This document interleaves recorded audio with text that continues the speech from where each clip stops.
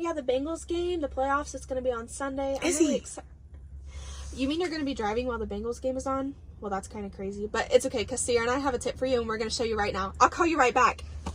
Here's how you locate your sports notifications through your Sirius XM.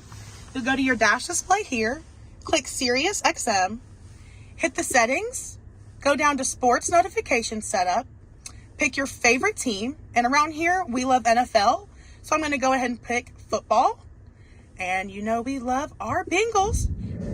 You'll select your favorite team, you'll hit go back, hit notification, game notifications, click that, and it's on. And that's how you get your notifications on the new Hondas. This could potentially differ depending on your year of your Honda. Thanks for joining us this week. If you have any recommendations on tutorials, leave a comment below.